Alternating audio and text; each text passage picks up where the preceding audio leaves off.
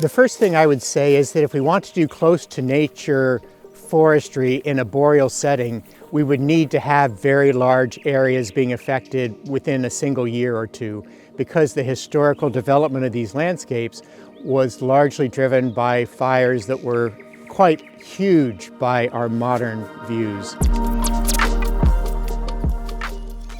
The good news is, though, that the way the forest happened in the past is not something that we must repeat in the future in order to have a healthy forest. I am Dan Binkley, and I have had the great fortune to have a career as a scientist trying to understand how forests develop, how they work, how they change over time. Where we are standing, this could be a very successful spruce forest. It could be a very successful birch forest. It could be a very good pine forest. They would grow at different rates, and the wildlife would have different opportunities to thrive.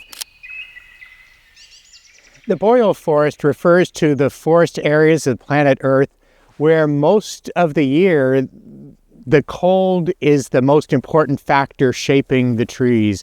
It is cold, there is snow, and not a lot is happening physiologically. And then in the short relative summers, that is the time where tremendous activity happens. The boreal forests around the world would often have warm and dry periods, perhaps once every 50 years, once every 100 years, where the fires can start, and in fact it will be so dry the fires will not stop until the snows come. And so the infrequent occurrence of fires, perhaps once in a century, would always have long legacies. A similar analog might be bark beetle outbreaks, where old trees can be killed in large patches of perhaps 1 hectare to 5 hectares over a large region of the country.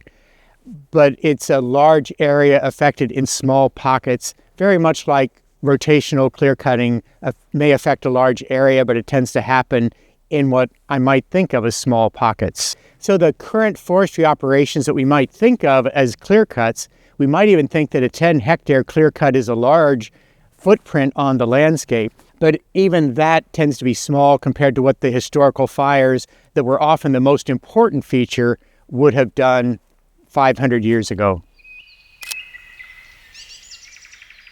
For the long term, the most important question is what happens to the establishment of the next generation of trees? If we have continuous cover where the old trees can remain strongly dominant, we have to ask, are there opportunities for the next generation of trees to establish?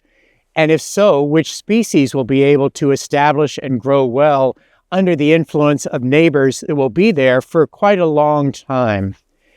And in a boreal forest, we can often expect that spruce trees will do particularly well under the influence of large trees, but we would not expect that birch and pine would do nearly so well. With rotational forestry, the largest trees, of course, are no longer able to exert their dominance on the site, and it can give a much greater opportunity for new seedlings to establish and grow without being held back so severely by the very dominant largest trees.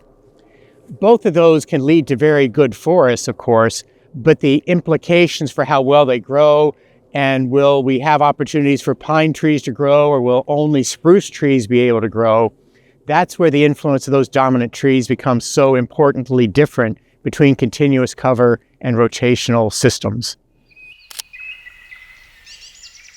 When I look at the forests, I see so much variety that I find it hard to come up with one policy that I think is going to be appropriate in so many places. Close to nature forestry in a boreal forest should not be expected in any way at all to match close to nature forestry that would be suitable for Central European temperate forests of completely different character.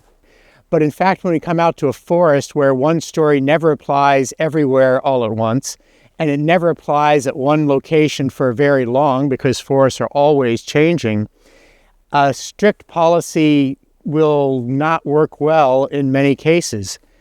There's an old joke in English about if the only tool I have is a hammer, everything in the world looks like a nail. Well, if some things are screws and some things are nails, it does not make good sense to use the hammer on the screw. I should have a different policy and use a screwdriver here and a hammer there.